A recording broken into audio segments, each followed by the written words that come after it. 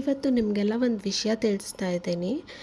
ನನ್ನ ತಂದೆ ತಾಯಿ 4 ತಿಂಗಳ ಹಿಂದೆ ಬಂಡೀಪುರ ಹತ್ರ ಒಂದು ಹಳ್ಳಿಯಲ್ಲಿ ಜಮೀನು ಭೋಗ್ಯಕ್ಕೆ ತಗೊಂಡು ವ್ಯವಸಾಯ ಶುರು ಮಾಡಿದ್ರು. ಅವರು ಹೋದಾಗ ತುಂಬ ಹುಮ್ಮಸ್ಸಿನಿಂದ ಹೋದರು ಫ್ರೆಂಡ್ಸ್. ಈ ಸಿಟಿ ಜೀವನದಿಂದ ಒಂದು ಬ್ರೇಕ್ ಸಿಗುತ್ತೆ, ನಮಗೂ ಒಂದು ರಿಫ್ರೆಶ್ಮೆಂಟ್ ಆಗುತ್ತೆ ಅನ್ನೋ ಒಂದು ಉದ್ದೇಶದಿಂದ ಅಲ್ಲಿ ವ್ಯವಸಾಯ ಶುರು ಮಾಡಿದ್ರು.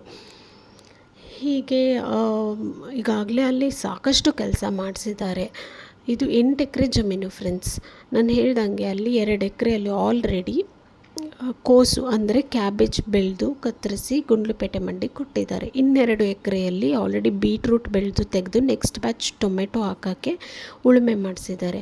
ಇನ್ನು 1.5 ಎಕರೆಯಲ್ಲಿ ಟೊಮೆಟೊ ಬೆಳೆದು ಅದು ಕೊಯ್ಲಿಗೆ ಬಂದು 3 ಬ್ಯಾಚ್ ಆಲ್ರೆಡಿ ಕಟ್ ಮಾಡಿ ಗುಂಡ್ಲುಪೇಟೆ ಮಂಡಿಯಿಂದ ಡೈರೆಕ್ಟ್ ರಿಲಯನ್ಸ್ಗೆ ಶಿಫ್ಟ್ ಆಗಿದೆ ಫ್ರೆಂಡ್ಸ್. ಟೊಮೆಟೊ ಕ್ವಾಲಿಟಿ ಅಷ್ಟು ತುಂಬ ಚೆನ್ನಾಗಿದೆ, ನೀವಿಲ್ಲಿ ನೋಡ್ಬೋದು.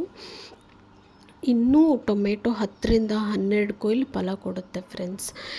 ಇದಷ್ಟೇ ಅಲ್ಲದೆ ಇನ್ನೂ 1.5 ಎಕರೆಯಲ್ಲಿ ಹೊಸದಾಗಿ ಬೀಟ್ರೂಟ್ ಮತ್ತು ಮೆಣಸಿನ್ಕಾಯಿ ಪೈರು ಹಾಕಿದ್ದಾರೆ. ಜೊತೆಗೆ ಇನ್ನು ಉಳಿದ 1 ಎಕರೆಯಲ್ಲಿ ಮತ್ತೆ ಹೊಸ ಟೊಮೆಟೊ ಪೈರು ಹಾಕಿದ್ದಾರೆ.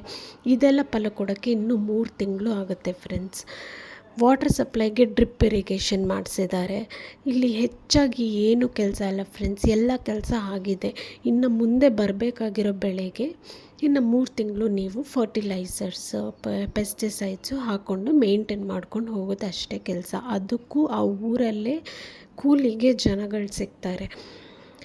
ಸೊ ಹಳ್ಳಿಯ ಜೀವನ ಸಹಜ ಸುಂದರ.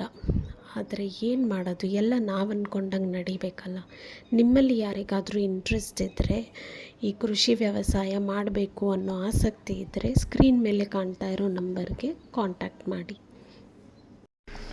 ನನ್ನ ತಂದೆ ಆರೋಗ್ಯ ಸರಿ ಇಲ್ಲದೆ ಇರೋ ಕಾರಣ ಅವರೀಗ ವ್ಯವಸಾಯ ಮಾಡೋ ಪರಿಸ್ಥಿತಿಲಿಲ್ಲ.